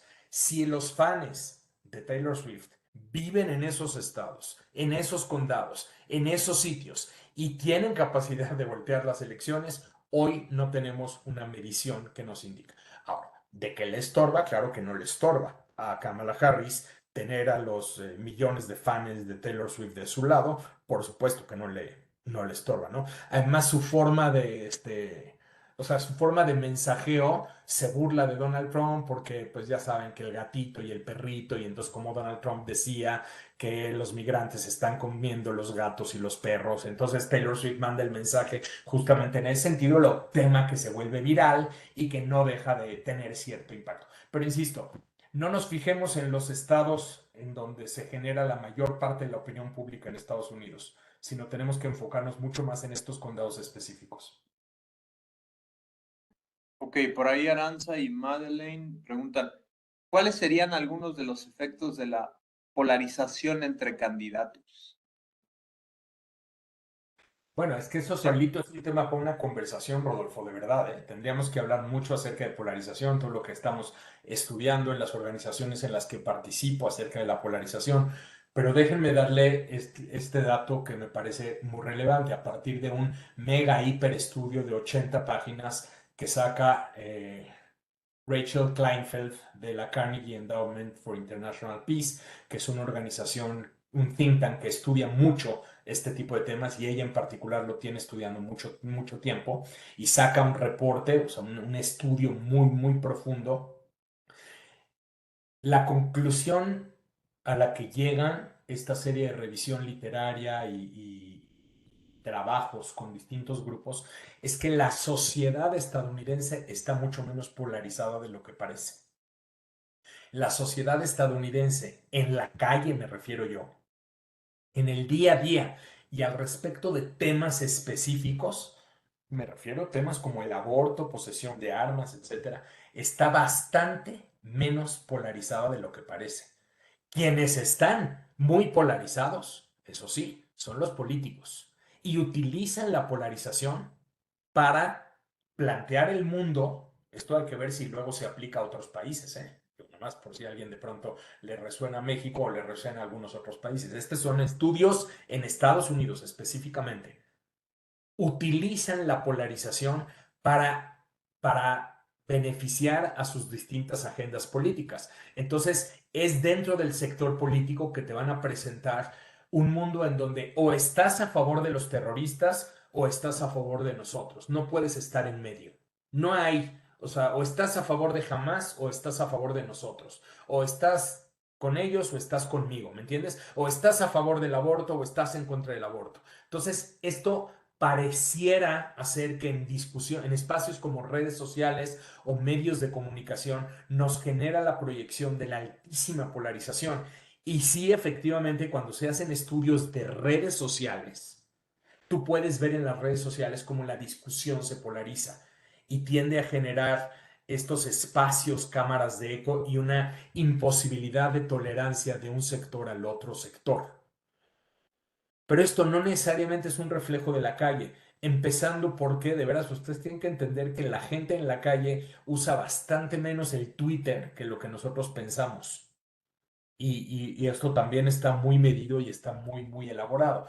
Ahora, el sector político sí está bastante polarizado y esto lamentablemente impide la capacidad de acuerdos y la capacidad de coexistencia. Y pareciera que hoy en día te beneficia más esa polarización para conseguir votos que para no que para que el tratar de promover acuerdos. O sea, ustedes pocas veces van a ver a un candidato hablando de que va a buscar el acuerdo o que va a buscar, o sea, los candidatos lo que están haciendo hoy, incluida Kamala, incluido Donald Trump, es posicionándose como dos opciones. Hay una Y, o votas por este lado o votas por este lado para que quede claro que tu decisión es verdaderamente crucial. No funciona el hablar de tender puentes, el decir, oye, fíjate que al final del camino no tengo tantos desacuerdos con él. Por ejemplo, lo que decíamos de China. Fíjate que mi diferencia con Trump no es en términos estructurales con China, sino tengo una diferencia de estilo con él. En lo general sí estoy a favor de lo que él dice, pero tengo una diferencia de estilo. Yo propongo un estilo diferente. No van a escuchar eso. Ustedes no van a escuchar eso. Ustedes lo que van a escuchar es como dice Trump, o sea, si gana Kamala Harris, viene la tercera guerra mundial. Dijo en el debate, va a desaparecer Israel en 2 años. Ojalá que no, pero la verdad, yo creo que en 2 años desaparece completamente Israel. Así dice Donald Trump. Entonces, estos mensajes terminan beneficiándoles. Dicho eso, otra vez regreso al punto que acababa yo de decir hace rato. Trump ya no necesita los votos de la gente que ya de por sí va a votar por él, y lo mismo Kamala. En teoría, si tú quieres al elector independiente, al elector del centro, tendrías que tener un discurso menos polarizante y más moderado. Kamala lo está tratando de hacer, no siempre con éxito. Donald Trump no lo está tratando de hacer. Punto. Perfecto, pues quedan un par de preguntas más. Hay una pregunta sobre Puerto Rico y demás. Pero de manera general, comentamos que Puerto Rico, pues no, los votos, Puerto Rico no puede votar, porque por ahí alguien preguntaba qué factor tendría Puerto Rico, pero bueno, Puerto Rico tiene una cuestión particular que después, si quieres, ahí la checamos en corto, Kevin. Dos preguntas más. Por ahí la maestra Romelia preguntaba sobre TikTok, qué influencia tiene en las elecciones. Y te hago la última pregunta, por ahí también, Mauricio, para que quizás sea con esta, acabas de contestar y yo creo que nos quedarían ya un par de minutitos para cerrar. Si ganara Kamala, ¿en qué afectaría en el conflicto de Israel-Palestina en términos de posturas, alianzas o de políticas exteriores? Bueno, el tema de TikTok sigue siendo un tema relativamente nuevo. Definitivamente TikTok se vuelve un espacio para la comunicación importante, y en la medida en que los actores políticos tienen capacidad de utilizar de manera inteligente y de manera eficaz este tipo de herramientas, termina siendo importante para viralizar determinados mensajes, viralizar determinadas ideas y de pronto tener cierta penetración sobre ciertos sectores. Yo regreso a mi tema de la singularidad de las elecciones en Estados Unidos. En otras palabras, el líder del partido de Marine Le Pen en Francia, un partido de extrema derecha, es un joven muy hábil y muy capaz para utilizar el TikTok. Y entre otras cosas, por ejemplo, él se está grabando a sí mismo todo el día y de pronto ves O sea, se trata de posicionar como una persona común y corriente que le interesan los temas que a todo mundo le interesan y que de pronto está bebiendo una copa de vino y te dice, mira mi copa de vino y no sé cuánto. Y esto ha tenido un impacto considerable en determinado sector del electorado en Francia que terminó considerándolo como una persona, a ver, no es extremista, no es un ser humano como cualquiera de nosotros, no es necesariamente un neonazi, como muchos pudieran pensar, ¿no? Un chavo que tiene intereses, que va a comer y cenar a los mismos lugares que nosotros y que está en la calle y que de pronto escucha música y se ríe. Esto tiene un efecto, sí lo tiene, en un sistema electoral como el de Francia, en donde la mayoría la gana quien más votos obtenga en lo general. Punto. Porque acá en Estados Unidos, otra vez, tenemos que regresar a la misma pregunta que vengo haciendo a lo largo de toda esta plática. La pregunta no es cómo afecta al usuario de TikTok que vive en California, que son la mayoría de la población, en California o en Nueva York o en Texas o en Florida, porque California, Nueva York, Illinois ya tienen su voto definido, Texas y Florida también, del otro lado, pero también ya tienen su voto definido. Entonces, la masa poblacional de Estados Unidos que puede utilizar TikTok está ubicada en regiones geográficas que ya están definidas. Entonces, si los candidatos usan o no usan TikTok de manera eficaz e impacta a esos sectores del electorado, termina siendo irrelevante. Otra vez, ¿cómo me va a afectar a esos 80,000 o 100,000 votantes que sí van a definir la elección, que están ubicados en Pensilvania, que están ubicados en Detroit y no en Michigan? En Pensilvania, pero no en Filadelfia? ¿Sí me cachan? En Wisconsin, pero no en Milwaukee, sino en condados específicos de esos estados. Y yo tengo la sospecha que en esos estados, en esos condados de esos estados, el TikTok, herramientas como TikTok terminan hasta el día de hoy siendo menos influyentes para determinar lo que esos electores están diciendo hoy que necesitan, que es una definición más clara. A ver, necesito conocer más el detalle económico de Kamala Harris. Y en un video de 1 minuto no puedes dar más que el mismo mensaje vago que Kamala Harris ya está dando. ¿Entienden a qué me refiero?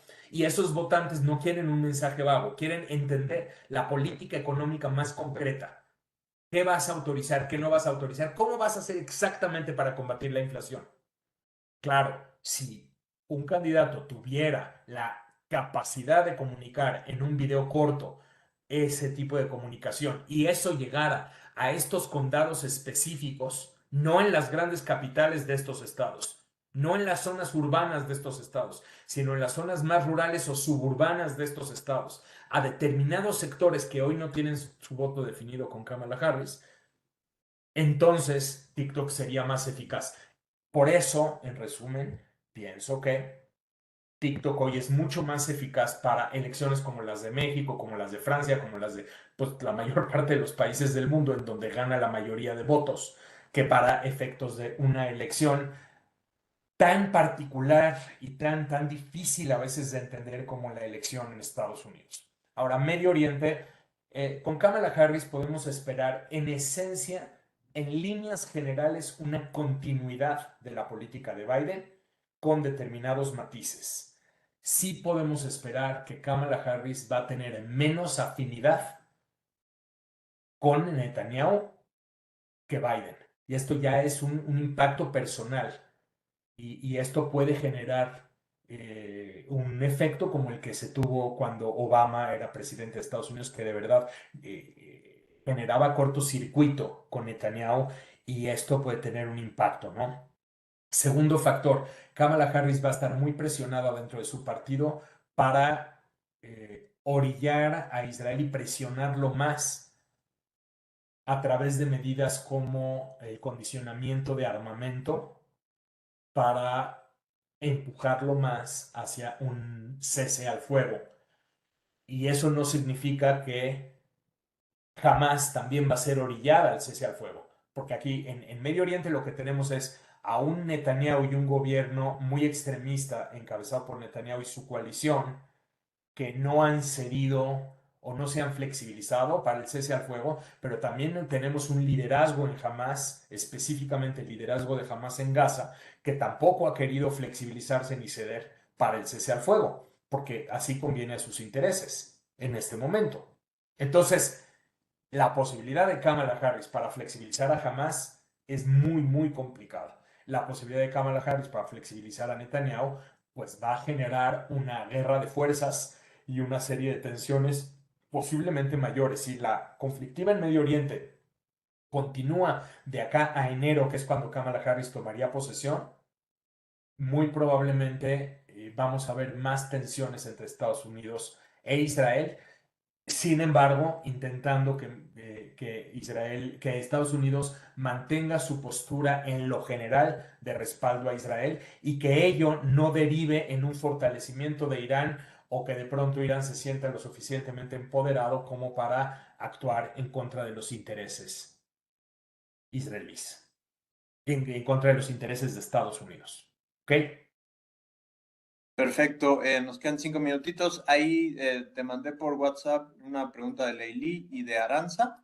Ya en cuanto Mauricio me conteste, yo les paso la respuesta. Aquí, Mauricio, en los minutos que nos quedan, ya 3, 4 minutos, porque sé que tienes que partir a alguna actividad ahí que tenías prioritaria. Simplemente me gustaría mucho porque tú no solo te mueves en el campo académico, sino también en el ámbito empresarial, comercial, de sociedad civil, como estás en varias canchas un poco a los estudiantes, pensándote tú en estudiante hace algunas décadas internacionalista y demás, ¿qué les dirías o por qué es tan importante que ellos estén al tanto de lo que pasa ahorita en Estados Unidos, de lo que pasó en Francia, en París, en las Olimpiadas, de un atentado que se da en Medio Oriente, de lo que está pasando en Venezuela? ¿Por qué ellos tendrían que estar informados? Porque hay muchos que me dicen, ¿sabes qué? Es que yo tengo el negocio familiar, voy a exportar aguacates y esto no me importa, o voy a trabajar en Cinépolis, en un corporativo que no tiene que ver con política, o ¿sabes qué? Yo voy a poner mi negocio y voy a ser emprendedor. Todo eso afecta. ¿Por qué crees o qué les darías tú de recomendaciones o venderles la idea de por qué tienen que estar interesados en estos temas como internacionalistas? Ya para cerrar. Bueno, pues es mi mensaje a toda clase de audiencias, todo el tiempo, en toda clase de medios y espacios, pero mucho más de manera especial con internacionalistas, porque ustedes son quienes se especializan en estos asuntos internacionales. Y el mensaje es que el mundo es un gran sistema, es un todo en donde las partes se encuentran interconectadas. Ustedes lo pueden ver o lo pueden no ver. Lo pueden reconocer o lo pueden evadir, pero todas las partes del sistema se interconectan entre ellas y todas las partes están impactando al todo el tiempo, y el todo impacta a las partes. En otras palabras, México no es una isla. Todo lo que está pasando en México tiene consecuencias en lo que está sucediendo en otras partes del mundo, y lo que sucede en el mundo impacta sobre lo que pasa en México. Acabo de poner un ejemplo de cómo un efecto de Medio Oriente puede afectar a las elecciones estadounidenses, que puede tener un impacto sobre México. Pero si sucede un incremento al combate del terrorismo y luego los cárteles mexicanos son nombrados como organizaciones terroristas, entonces México ya también está dentro de la lucha en contra del terrorismo, Y si Donald Trump de pronto se pone duro con Kamala Harris y le dice, perdón, si Donald Trump se pone duro con Claudia Sheinbaum y le dice, o estás conmigo o estás con los terroristas, que en este caso los terroristas son los cárteles, entonces o estás conmigo o estás con ellos, o te impongo medidas, o te impongo sanciones, o te impongo más aranceles, o te afecto de determinadas maneras, hasta el grado de incrementar las operaciones estadounidenses de seguridad en territorio mexicano, porque al final de cuentas están combatiendo al terrorismo. O sea, démonos cuenta de cómo afecta. Les comparto, por ejemplo, a los colegas en temas de seguridad. ¿Ustedes qué creen, que las organizaciones criminales mexicanas son locales? Las mayores organizaciones mexicanas son organizaciones criminales transnacionales que obedecen a temas como la oferta y demanda de droga y otros mercados ilícitos, que obedecen a factores como la oferta y demanda de armamento. Hoy, si se están diseñando drones baratos debido a la guerra en Ucrania, esto afecta al mercado de armas, porque esos drones baratos llegan a nuestras organizaciones criminales por todo el tráfico de armas existentes. ¿Ustedes cómo creen que estas organizaciones lavan el dinero? ¿Lo lavan en las misceláneas de la esquina? No.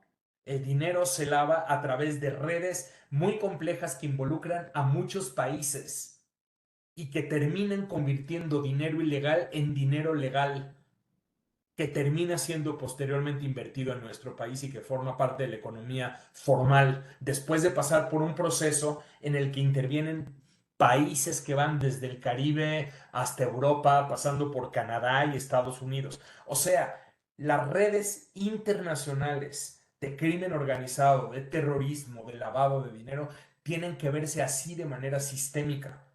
Y por lo tanto, lo que ocurre con organizaciones criminales, organizaciones terroristas, factores, temas de lavado de dinero en otras partes del mundo, tiene un impacto sobre lo que ocurre en México. Si de verdad nosotros queremos, no sé, que nuestra economía prospere y que no estemos sujetos a la inseguridad que está viviendo nuestra economía y pensamos que eso se puede combatir solamente a través de política local, entonces no estamos viendo todo el panorama. Es como si me dijeran que ustedes van a combatir al COVID solamente de manera local, sin pensar en la necesidad del desarrollo internacional de vacunas y medicamentos, por ejemplo. Y sin esas vacunas y sin esos medicamentos, ¿en dónde estaríamos? ¿Lo vamos a combatir solamente en la aldea?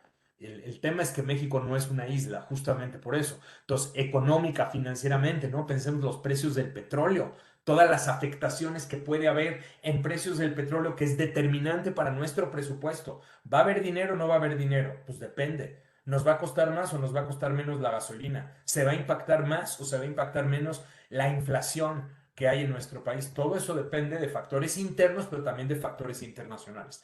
De ahí la necesidad nosotros como internacionalistas de especializarnos en estos temas y poderlo explicar al mundo. O sea, nuestro trabajo es explicárselo a las empresas en donde trabajamos, a las organizaciones donde trabajamos, a los gobiernos en donde trabajamos, no importa si el gobierno sea municipal, sea estatal o sea federal, y a las distintas organizaciones y grupos con los que eventualmente terminamos colaborando. Perfecto, Mauricio, pues gracias. Nos quedamos con eso. Básicamente nuestra labor es esa, explicar primero, decirles esto es importante, jalar el tema y de ahí poder socializarlo. Pues gracias, por ahí traemos con Mauricio un trabajo interesante con el Centro de Investigación para la Paz en México, hace que él encabeza, entonces ya habíamos trabajado con Mauricio anteriormente, entonces Mauricio, muchísimas gracias, un gusto ver que hayas estado en esta actividad y pues mucho éxito en todo lo que viene para ti en este cierre de año. Muchísimas gracias, seguimos en contacto. No me despido, seguimos en contacto, por supuesto. Gracias, Rodolfo. Gracias a todas y todos por su atención. Hasta pronto. Gracias, Mauricio. Gracias por ahí al maestro Oscar Parra que nos apoyó con toda la conexión, a los maestros por ceder su clase. Y pues nada, seguimos en contacto. Cuídense mucho, chicos, y a los que preguntaron y no les respondieron, después les mandamos las respuestas de Mauricio. Gracias. Cuídense mucho. Buen inicio de miércoles. Bye.